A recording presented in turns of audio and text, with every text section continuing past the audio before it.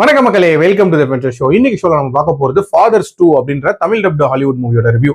இந்த படத்துல பாத்தீங்கன்னா மார்க் வேர்ல்பர்க் தான் லீட் கேரக்டர் பிளே பண்ணிருக்காரு.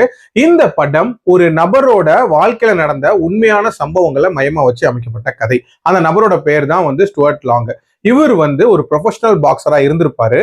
அப்படி ஒரு அக்ரெசிவ் பாக்ஸரா இருந்து எப்படி ஒரு சாதுவான பிரீஸ்டா மாறினாரு அப்படின்ற அந்த டிரான்ஸ்பர்மேஷனை சொல்லக்கூடிய ஒரு கதை.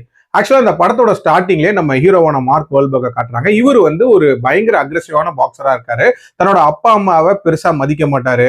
அண்ட் கடவுள் நம்பிக்கை அப்படின்றதும் சுத்தமா கிடையவே கிடையாது. ஒரு விதமான அன்ஆர்கனைஸ்டான லைஃப் வாழ்ந்துட்டு இருக்காரு. ஸோ பாக்ஸிங்ல ஒரு சின்ன இன்ஜுரி இவருக்கு ஏற்படுது. அதுக்கப்புறமாட்டு ஆக்டிங் ப்ரொஃபஷனை எடுக்கலாம் அப்படின்ற மாதிரி சொல்லிட்டு ஒரு ஸ்டோர்ல வேலை பார்த்துட்டே சான்ஸுக்கு ட்ரை பண்ணிட்டு இருப்பாரு. அப்போ இவருக்கு ஒரு கேர்ள் ஃப்ரெண்ட் கிடைப்பாங்க. அண்ட் அந்த லவ் ரிலேஷன்ஷிப்லயுமே இருப்பாரு. அந்த டைம்ல தான் எதிர்பாராத விதமா ஒரு ஆக்சிடென்ட் இவருக்கு நடந்துரும்.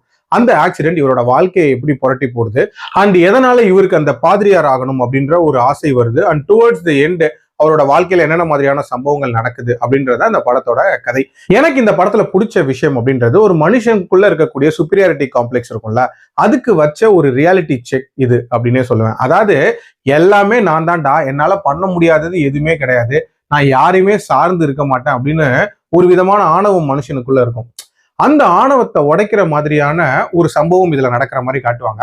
ஸோ அதுக்கப்புறம் அவரோட வாழ்க்கை எப்படி மாறுது அண்ட் டுவர்ட்ஸ் தி எண்ட் அதுலயும் ஒரு பாசிட்டிவிட்டியை எப்படி தேடுறாரு அப்படின்ற மாதிரி ரொம்ப நீட்டா சொன்ன ஒரு படம்.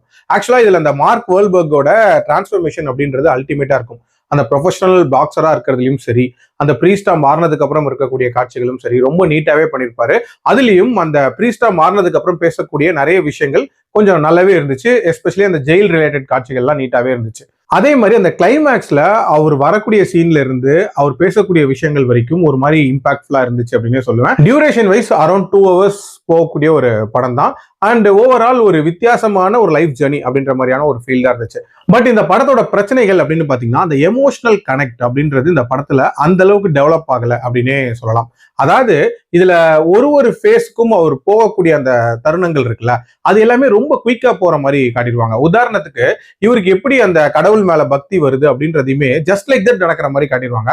ஸோ அந்த இம்பாக்ட்லாம் இன்னும் கொஞ்சம் ஃபீல் பண்ண வச்சிருக்கலாம். அதே மாதிரி இவரோட லைஃப்ல ஒரு ஃபேஸ்க்குமான அந்த எண்ட் அப்படின்றதுமே ரொம்ப குயிக்கா காட்டியிருப்பாங்க. உதாரணத்துக்கு அந்த பாக்ஸிங் கரியர் முடியறதா இருக்கட்டும், லவ்வா இருக்கட்டும், எல்லாமே ஜஸ்ட் லைக் தட் நடக்கிற மாதிரி காட்டிடுவாங்க. ஸோ அதெல்லாமே இன்னும் கொஞ்சம் டீடைல்டா காட்டியிருக்கலாம். அண்ட் டுவர்ட்ஸ் தி எண்ட் ஒரு விதமான கிறிஸ்டியானிட்டியை ப்ரீச் பண்ற மாதிரியான விஷயங்கள் அப்படின்றதுமே இருக்கதான் செஞ்சுச்சு.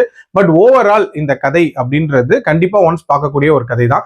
என்னோட ரேட்டிங் இந்த படத்துக்கு 3 out of 5. அடல்ட் கண்டென்ட்டை பொறுத்த வரைக்கும் மைல்டா ஒரு காட்சி வருமே தவிர மற்றபடி பார்க்கலாம். மீண்டும் அடுத்த விமர்சனத்தில் சந்திக்கிறேன். நன்றி, வணக்கம்.